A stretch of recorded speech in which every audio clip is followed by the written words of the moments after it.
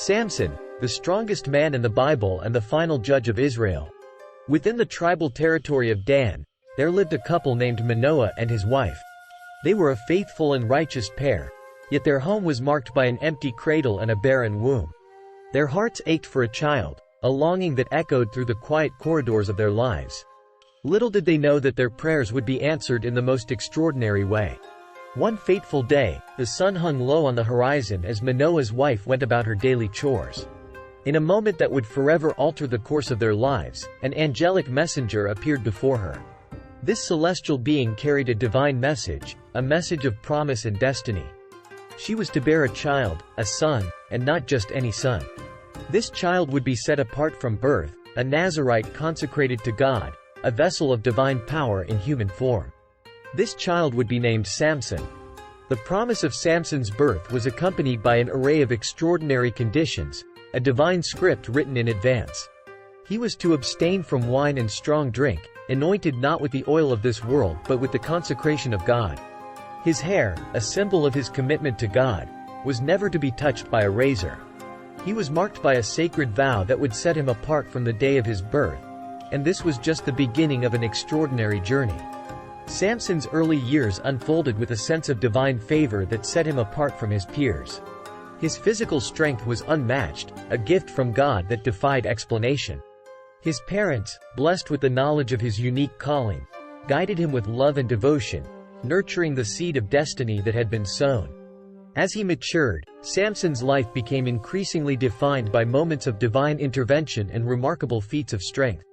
In his veins flowed the blood of a deliverer, a judge chosen by God to lead his people.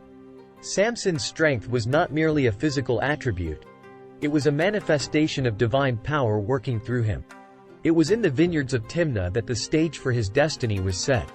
There, amidst the lush greenery and ripened grapes, Samson encountered a lion, an encounter that would become etched in the annals of history.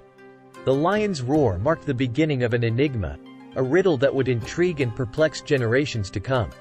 Samson posed a riddle to his Philistine wedding guests, a riddle wrapped in layers of symbolism and meaning.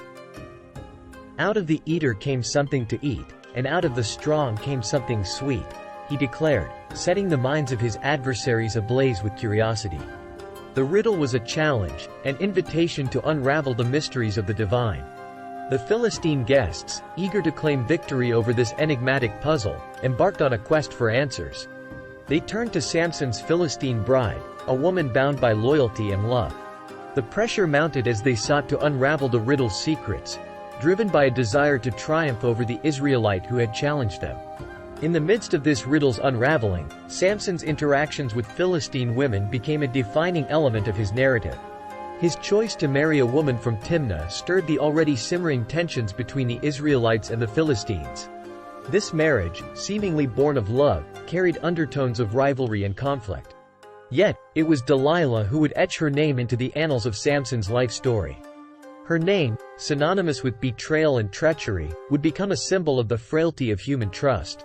Delilah's motives were not driven by affection but by a desire for wealth and influence. She was a pawn in a larger game, a game that would ultimately test the limits of Samson's strength and resolve. Delilah's relentless pursuit of the secret of Samson's strength marked a turning point in their relationship. She probed and cajoled, seeking to uncover the source of his power. Samson, ensnared by love and trust, revealed the truth, the secret of his unshorn hair. It was a vulnerability he could not conceal, a vulnerability that would lead to his downfall. In the shadows of the night, as Samson lay slumbering, Delilah seized her moment. With the precision of a surgeon, she removed the symbol of his Nazarite vow. Shearing his hair left Samson not just physically weakened but spiritually vulnerable. It was a betrayal that would echo through history, an act that robbed him of his divine strength. Captured by the Philistines, his eyes gouged out and his spirit broken, Samson's life seemed to have reached its tragic end. Yet, within the depths of his despair, a glimmer of hope remained. His hair, the symbol of his commitment to God, began to grow once more. It was a symbol of renewal, a sign that even in the darkest of moments, redemption was possible. In a moment of divine strength, Samson brought down the temple of the Philistines, sacrificing himself to deliver his people from oppression. It was a final act of valor, a testament to the enduring power of faith and the redemptive grace of God.